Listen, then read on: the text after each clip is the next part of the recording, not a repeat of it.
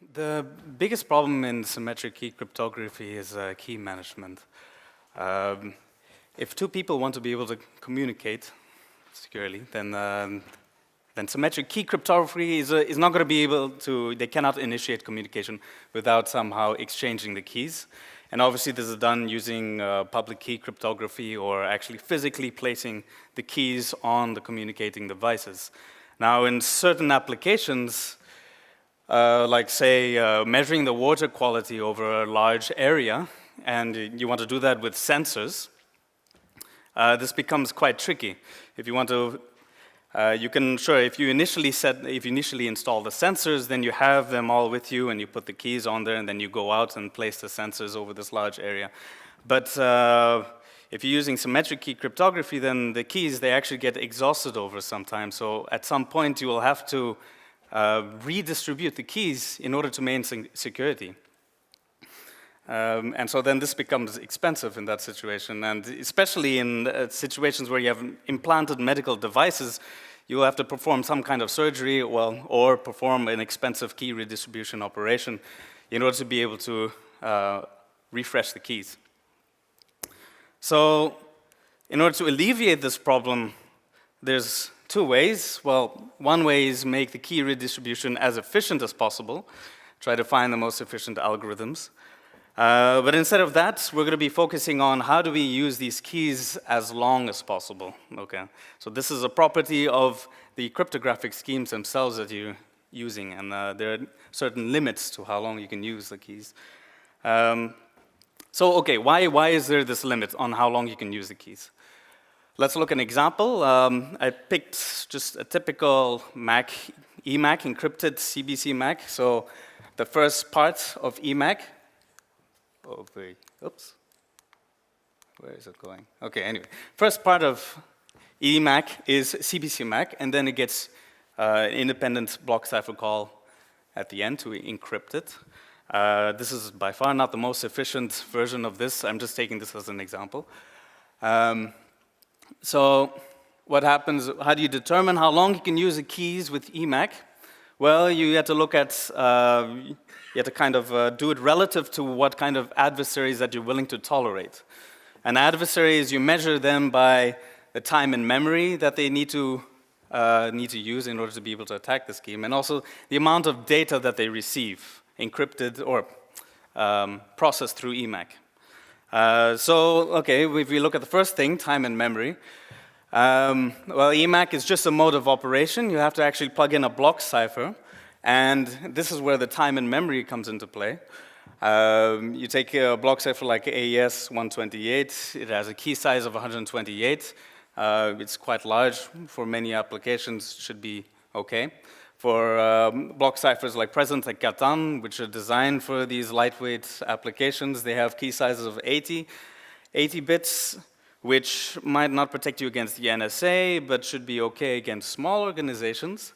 But even then, you need to be kind of careful if you're using a lot of different keys. Okay, but let's say that for this water quality application, that 80-bit keys are sufficient. So then the other property you're going to look at then is for example, the energy per bit, how much energy these block ciphers are using. And in this case, Catan 32 wins out, okay? It's got the lowest energy usage per bit. So you've picked a key size, you've determined that, okay, with that key size, we should be fine with time and memory constraints. We should be able to use it long enough. But then you have to actually also look at the amount of data you can process using a single key.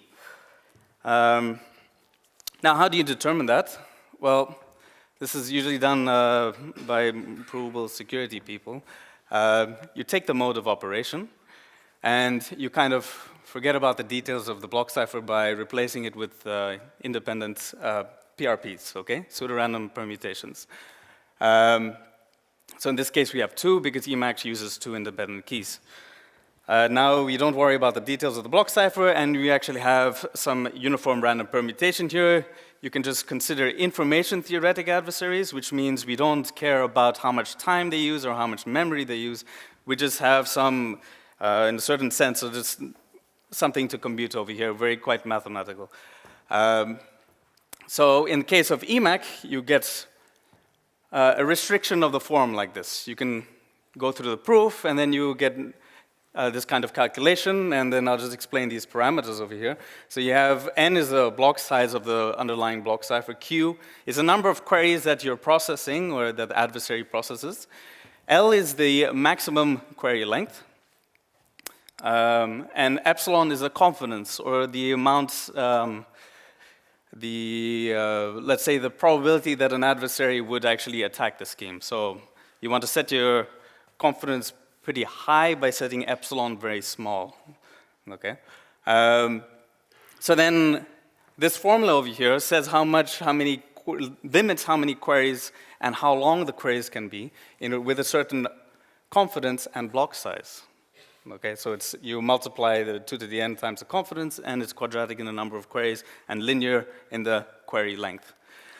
So what happens, we plug in some block ciphers. Well, let's say we want adversaries to not win with probability more than 1 in a million, so epsilon set to 1 over 2 to the 20.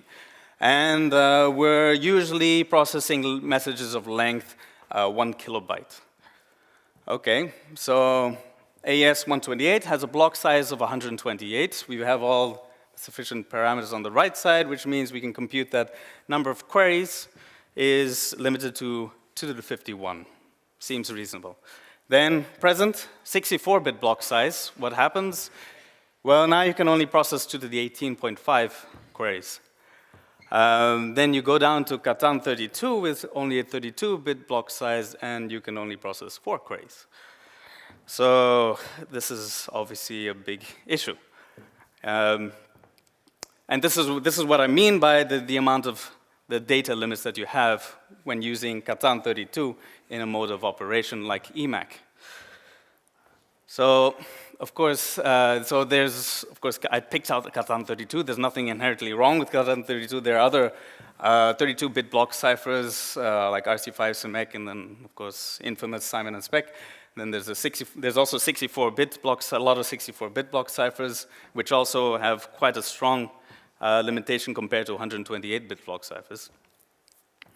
So then the question is, okay, so there are all these block ciphers. What if people are going to implement these? Then which modes should they use? How can we, extend the lifetimes of these schemes?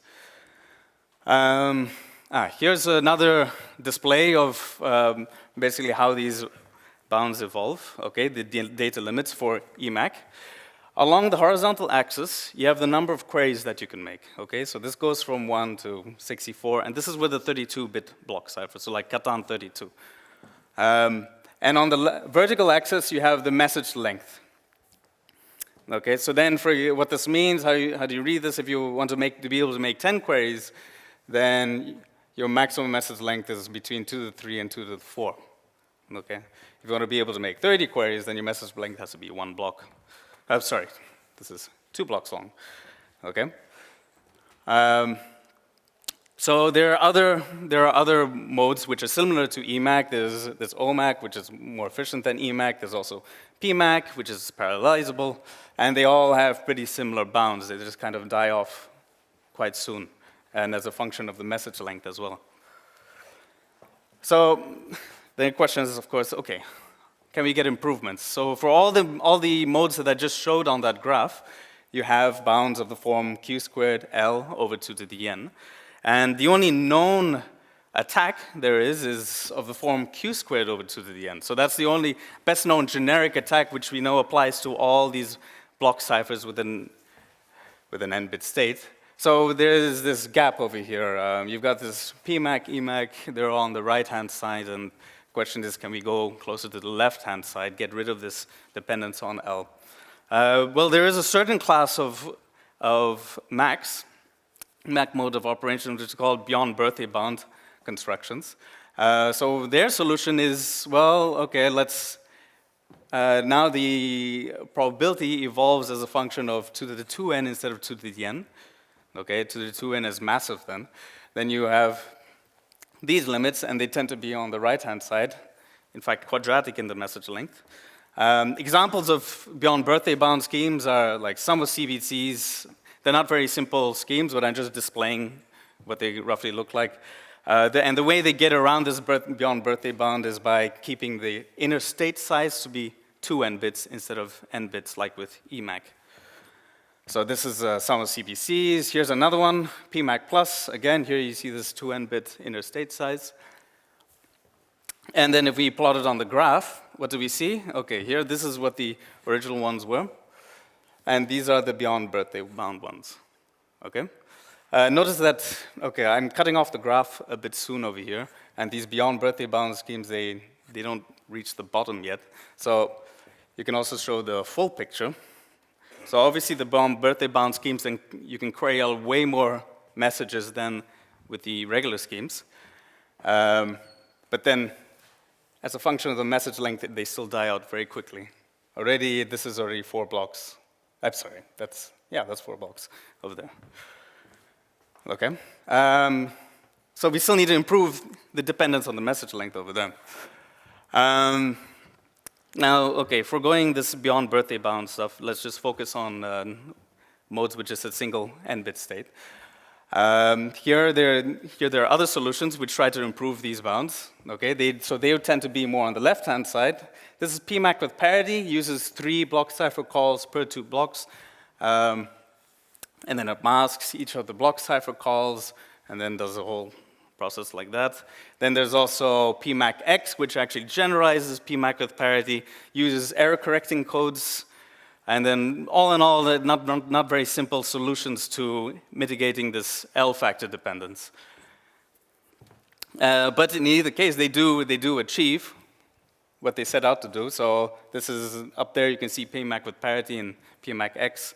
And mind you, this vertical axis is actually, it's exponential, right? So it's quite a bit higher than the ones on the bottom. Okay, but in either case, so PMAC with parity, PMAC X, they're not very efficient schemes. They're quite complicated. The question is there an easier way to do this? A very simple way, which would be more suited also to lightweight applications because you want to minimize the amount of overhead that you want in these schemes. Okay, so then there are also other solutions, very simple solutions. So, in fact, this is quite an old one from '96, I believe. I'm not entirely sure, but this one's called EMAC, and this absolutely removes the dependence on the message length, but it uses a PRF instead of a PRP. Okay, and the way it works is it takes the message, chops it up into blocks, then prepends each block by a separate counter. That's what this 1S, 2S, 3S, and S is the number of bits of that counter. Okay. Then it sends that through a PRF. And the EMAC was designed to be a stateful MAC, which means that it takes a nonce as an additional input, prepended with a different counter.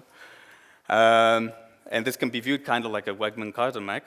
But so this thing over here is actually completely independent of message length. The downsides are it uses a PRF, and it's a stateful MAC, which is not ideal in lightweight scenarios because you want to minimize the amount of communication you're doing. And you don't want to have to synchronize 1,000 sensors with your server.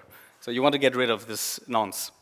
Then Bernstein came up with protected counter sum down here. Up there is just EMAC. So it processes the message blocks in the exact same way, but instead of using a nonce at the end, it's separate with a separate PRF call, it just takes the XOR of these guys and then places it as the input for another PRF call, of course with a different counter. Okay, so this solves the issue of using a nonce. Now we've got a deterministic MAC which uses PRFs. But, okay, PRFs, that's still a big problem. If you were to plug in a block cipher here as a PRF, try to use that, then first of all, the counter is actually stealing part of the input of the PRF, which slows it down a bit. Furthermore, if you were to just use Bernstein's proof, then you would all of a sudden get a quadratic dependence on the message length. This would not improve the situation. Another step in the evolution is also PMAC over here. So PMAC can actually be viewed as a version of the protected counter sum, but instead of a PRF, it uses a tweakable block cipher. So these counters, instead of feeding it as the input to the block cipher calls, it uses them as tweaks to the block cipher calls, and then uses a different tweak over here. Now, there's the issues with PMAC, of course, it's patented. And besides that, so it depends on the usage of a tweakable block cipher. Now, there's some constructions for tweakable block ciphers out there nowadays, and okay, that's great, but there's still a whole bunch of block ciphers that people are using. And if you want to create a tweakable block cipher from a block cipher, you immediately get a loss in the bound. You immediately get a dependence on the message length. And if you recall on the graph, you could see that PMAC was also dying out quite quickly. So this doesn't quite do it yet. So okay, what we did was, instead of taking the PMAC route, we started looking at protected counter sum. Now I mentioned that, okay, if you plug in a block cipher, then you get a quadratic bound, you get a worse bound, and it actually slows down construction. But we went ahead and did it anyway. Okay, so we just said, let's use this block cipher as a PRF. We're sacrificing part of the input of the PRF, but at least in this case, if you go through the proof, then you see that the message length dependence completely disappears. So this is a construction incredibly simple, especially in comparison with PMAC with parity and PMAC-X, which removes the dependence on the message length entirely. So then just to be clear, so then it works exactly like the protected counter sum. So then if you were to look at the graph again, that horizontal line right there, that's LightMAC. Okay? That's to indicate that no matter how many, or no matter what the length is of your queries, up to 2 to the 14, it doesn't matter how many queries you make. Now, I don't want to be misleading over here. So LightMAC, it's not a beyond birthday bound construction, so it dies off over here. Okay? So if you were to pull this graph further, then you would see that PMAC stops over there. But in either case, it significantly improves over all the other methods. So then I mentioned that we sacrifice part of the input to the block cipher call to be able to achieve this property. So then the question is, okay, then what about efficiency? Well, we noticed that, well, okay, it's a lot of data on here, but we noticed that if you actually know what the length is of your messages beforehand, then you can set the counter to be smaller. So S over here is the size of the counter, and let's say that you know that your messages are of length, 2 to the 8th, n minus 8 bits. Then you can set the counter to be much smaller, and you get quite a high rate, okay? Then you can get very competitive software implementation bounds. So now the reason we looked at software implementation instead of hardware implementation is because we had these scenarios in mind, just like the water quality measurement situation, where you have a whole bunch of sensors out there, and then they're all going to be communicating back with a server. So although perhaps the server itself will be able to use as much parallelization as it can, which means that LightMAC is, of course, parallelizable, it becomes incredibly efficient, especially in comparison with EMAC. So you get these, for example, LightMAC over here with AES, you get factor 3 improvement over EMAC. Okay, and then, of course, playing around with the counter size, you can compare it with PMAC with parity, which was the more complicated mode of achieving the same property. So to summarize, we introduce LightMAC and the problem of what happens when you use keys way too long. LightMAC allows keys to be used much longer and with varying message lengths. It has an incredibly simple design, very minimal overhead. So this quote over here is actually something from a review we received, which is meant to be negative. So it says the security proof is elementary, suitable for undergraduate students. I'm putting this here because I think this is a huge advantage. So basically anybody can go out and check the security of this scheme because it's so simple.